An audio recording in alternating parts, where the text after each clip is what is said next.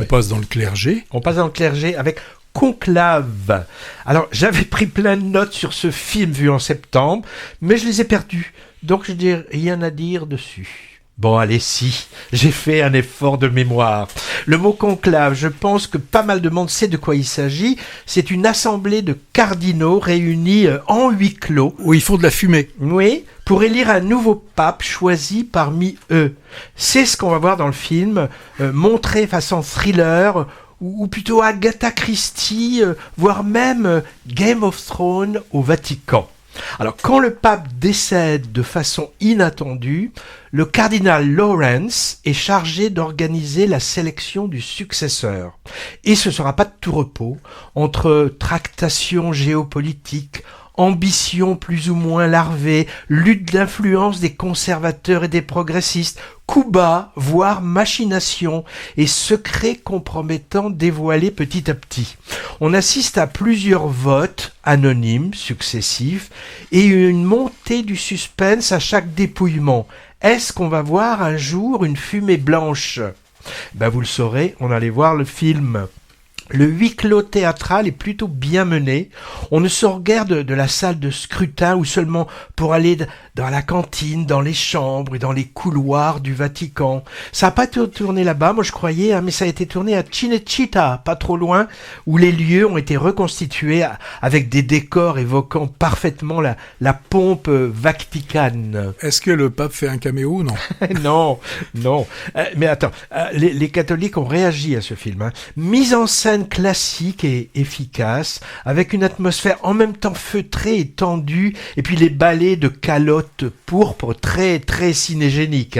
Le tout est divertissant, avec un twist final surprenant, qui n'a guère plu justement à certains cathos tradis, qui appellent à boycotter le film. Oui, car il questionne la foi, ce film. Bon, ça peut ne lui faire que de la publicité, je pense, ça. Alors, le film repose beaucoup sur l'interprétation, en particulier celle de Ralph Fiennes en Hercule Poirot du Vatican.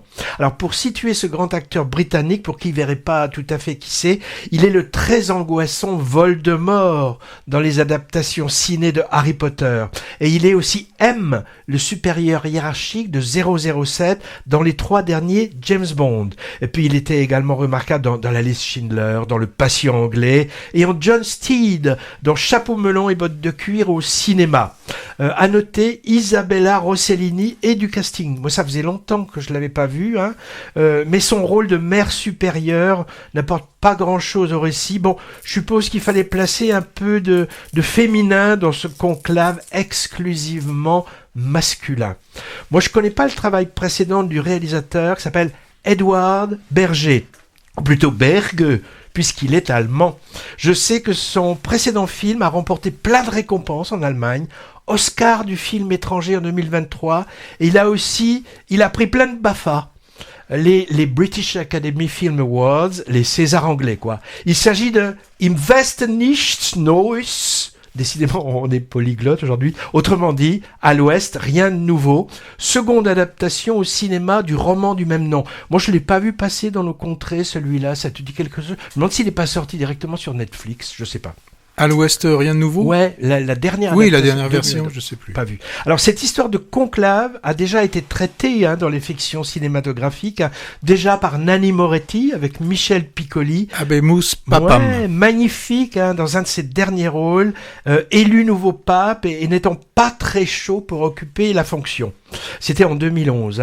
Angers Démon aussi de Ron Howard, qui fait partie de la trilogie Da Vinci Code, concerné aussi un conclave, perturbé par les Illuminati. Alors ça, c'était un peu idiot quand même. Et il y a eu aussi la série de Paolo Sorrentino, The New Pope, avec Jude Law en jeune pope, que les nonnes et les prélats devaient s'arracher. Non, je sais pas, j'ai pas vu. Alors, je signale aussi, ça peut donner envie d'aller le voir ou pas, que Conclave est nominé dans plusieurs sections des Oscars. Entre autres, meilleur film, scénario, acteur pour Ralph Fiennes et montage. Et il est un des favoris. Meilleur costume aussi. Oui, peut-être. Non, il n'est pas dans les costumes. Et il est un des favoris, paraît-il. Bon, c'est sans doute un peu exagéré quand même. Tu te rappelles du film Fellini Roma? Ah oui, il y avait un défilé de mode ecclésiastique. Ah oui, c'était pas mal tout ça.